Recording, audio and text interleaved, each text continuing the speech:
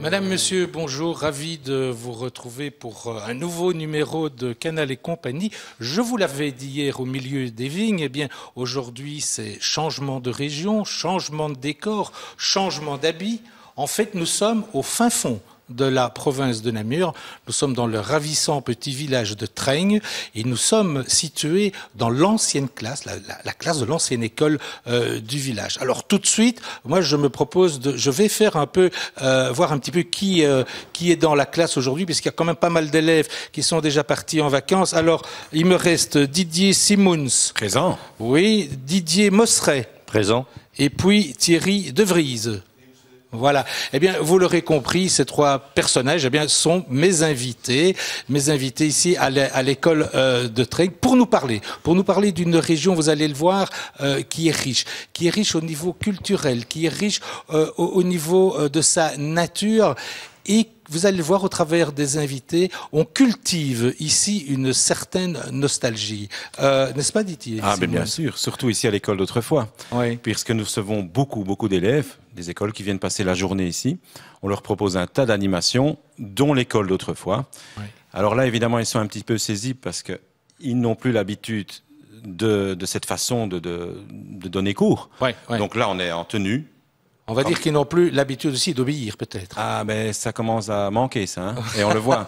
D'ailleurs, il n'est pas rare qu'ici, les élèves, pourtant on leur a expliqué avant, mise en situation, jeu de rôle, pas trop jeu, parce que quand on parle de jeu, ils jouent. Ouais, ouais. Et alors là, tout d'un coup, ils sont dedans, l'estrade et tout ça, et puis ils pleurent.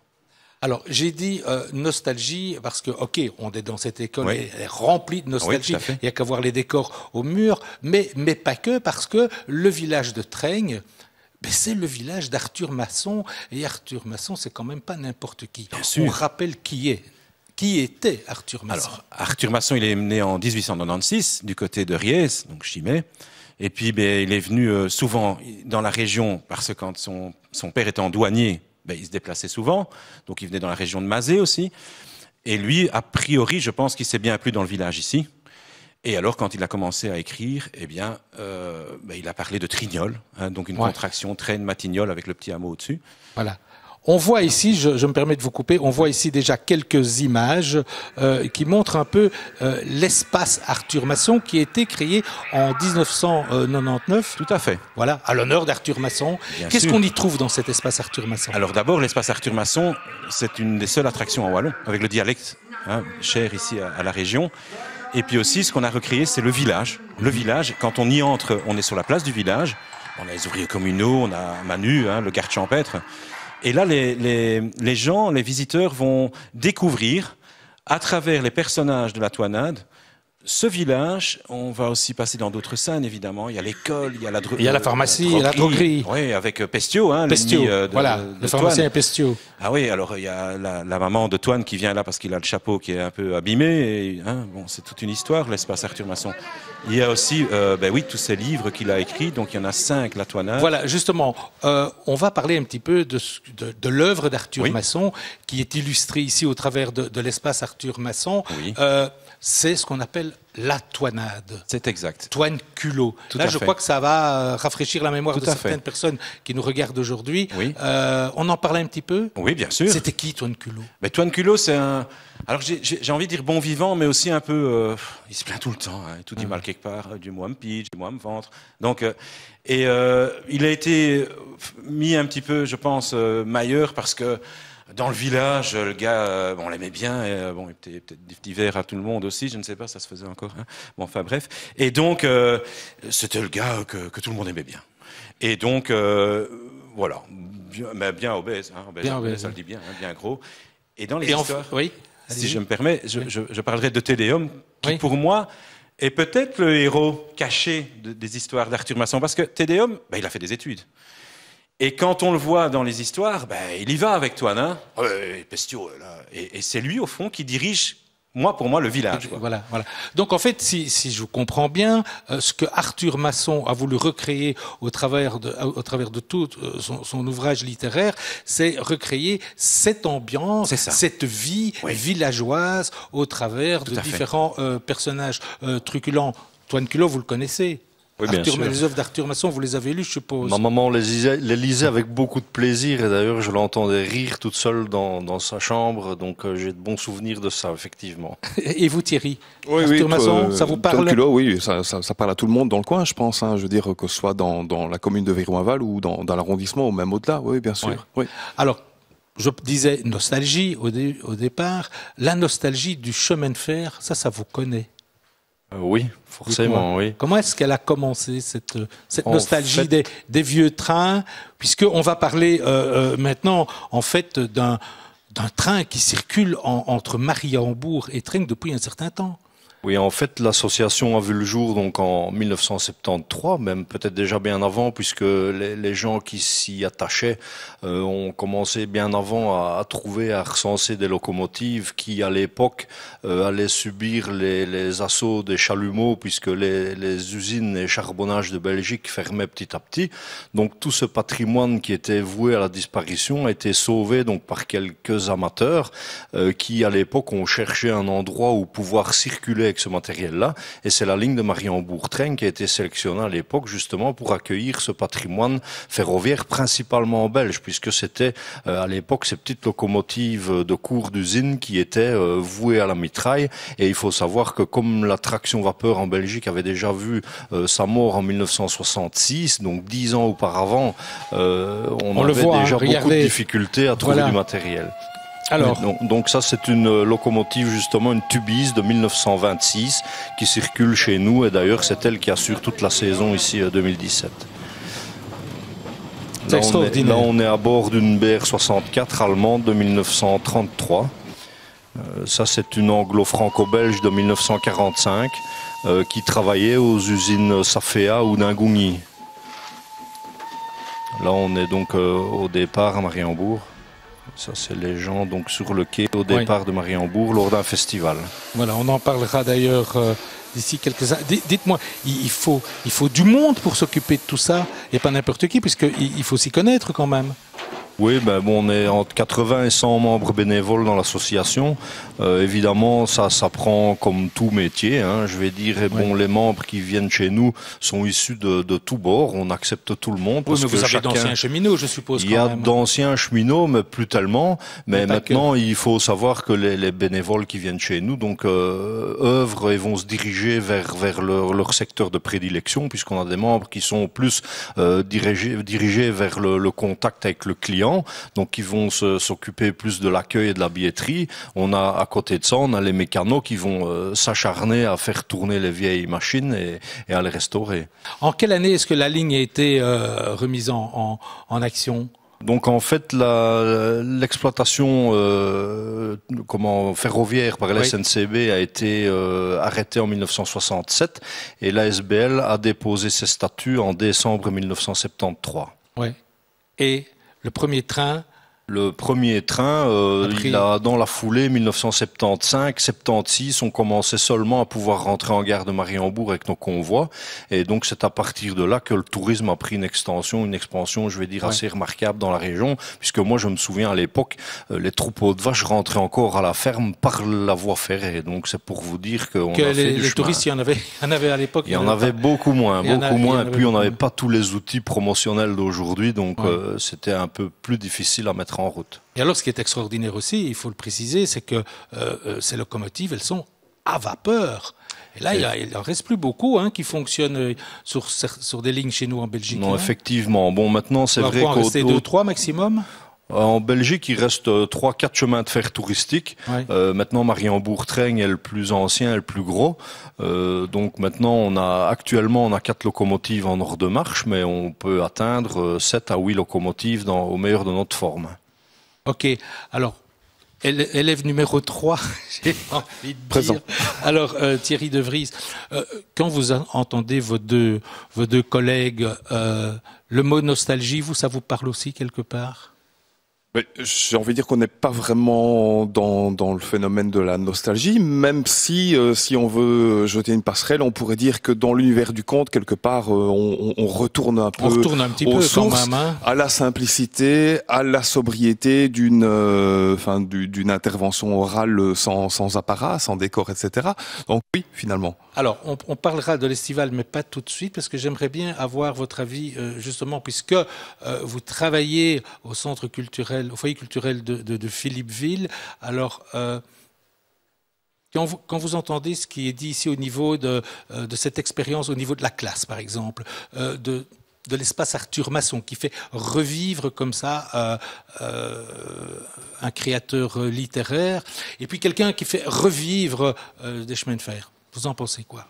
Mais disons que pour nous, opérateurs culturels installés à Philippeville, donc chef-lieu de l'arrondissement, on est bien placé pour savoir et pour vivre au quotidien que le tourisme dans l'arrondissement passe nécessairement par la case Viron-Aval, qui est vraiment la tête de pont dans l'arrondissement, donc au niveau des attractions touristiques, bien entendu, qu'il s'agisse du rail, de l'espace Arthur Masson, et on en oublie d'autres, bien entendu, il y a le musée du Malgré Tout, etc.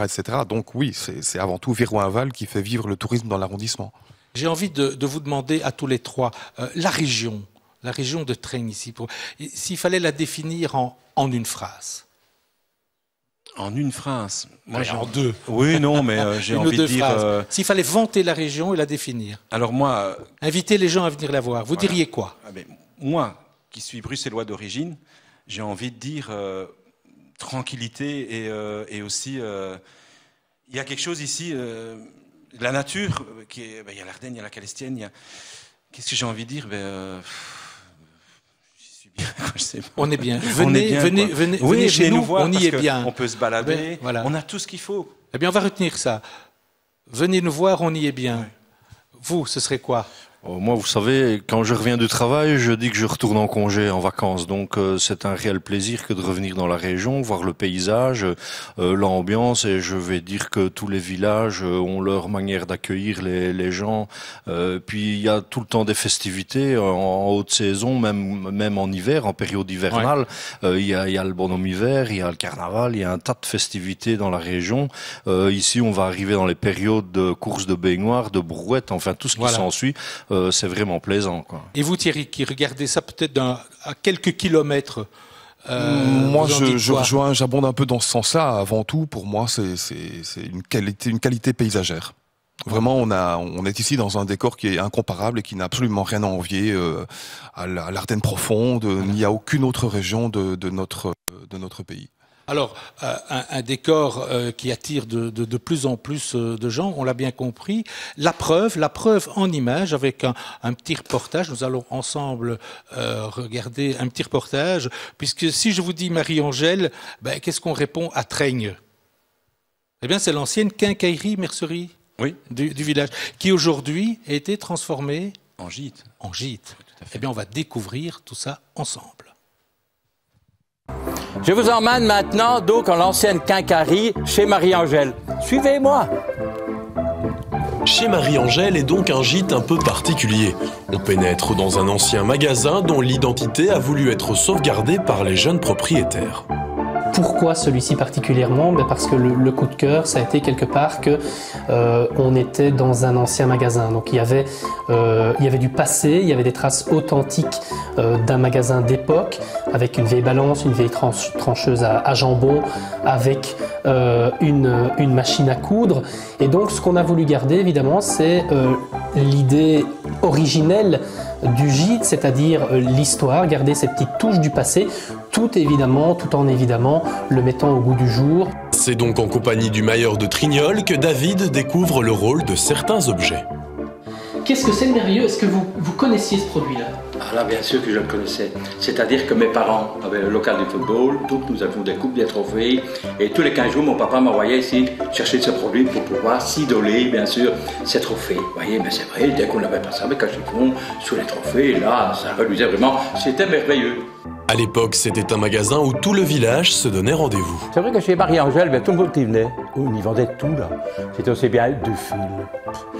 Allez, des marteaux, des flanelles, des jartelles, des bretelles. C'était comme ça. Et les enfants, ils y venaient, bien sûr, c'était pour les bonbons. Parce que là, il y avait toute la panoplie de bonbons, là. Toute la série, c'est vrai. Et dès qu'il y avait un bonbon qui sortait, une nouveauté, directement, à l'école, en arrivant, ils montraient, tiens, on a reçu des sucettes, ou des surettes, on va dire comme ça. C'était comme ça. Des lacets. À l'époque, il y a des grands lacets noirs. Autre produit, Union Match, on comprend que ce sont des allumettes, mais pourquoi est-ce qu'elles étaient aussi grandes? Ah, ben justement, aussi, ces allumettes, elles servaient tout simplement à allumer le poêle à bois. C'est-à-dire, vous savez, dans le temps, le poêle à colonne, comme ça. Donc, ça veut dire, dès que vous voulez allumer le poêle directement, on avait des grandes allumettes, donc forcément, on allait beaucoup plus loin dans le poêle pour pouvoir l'allumer. Au-delà de l'histoire, le gîte qui peut accueillir 14 personnes possède de jolies chambres à l'esprit rural. Ici, nous sommes dans une des 6 chambres du gîte et comme on peut le voir, on a conservé ce qui était à l'origine, c'est-à-dire d'anciens meubles, anciennes garde-robes, anciens lits, mais tout en y ajoutant la petite touche moderne actuelle, c'est-à-dire qu'on a remplacé évidemment toute la literie avec des matelas, des couettes, des oreillers parfaitement neufs et au goût du jour et au goût du confort. Je vous propose de me suivre dans d'autres pièces de la maison, dans d'autres pièces du gîte. Alors, autre pièce, ici, vous avez ce qu'on appelle, nous, la cuisine d'été, c'est-à-dire que c'est une deuxième petite cuisine où il y a des tacs également, un frigo, des meubles, des couverts, il y a une table avec des chaises, 2 allonges également, et cette cuisine, elle peut essentiellement servir pour l'été, c'est-à-dire qu'elle donne directement sur la terrasse où, évidemment, avec un bon petit rayon de soleil, vous pouvez recevoir vos amis autour d'une table ou autour d'un bon barbecue. Au fond, qui n'a pas rêvé enfant de tenir un jour un petit magasin, chez Marie-Angèle, on peut, avec plaisir, sauter dans le temps. Voilà. Il l'a dit lui-même, hein, on saute dans le temps. On parlait de nostalgie, on est en plein dedans. Alors, monsieur le maître, oui.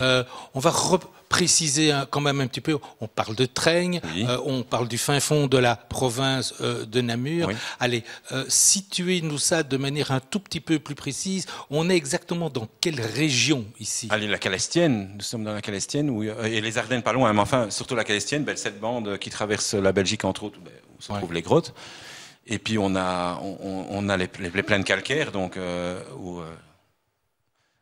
et donc voilà. Là, pour moi, c'est une super. On a cette vallée, c'est magnifique. Et puis alors, pas loin d'ici, on a le Fonderie des Chiens. On a quand même une cavité à ciel ouvert. Ouais. Donc moi, cette région, je l'aime beaucoup parce qu'elle est complètement différente.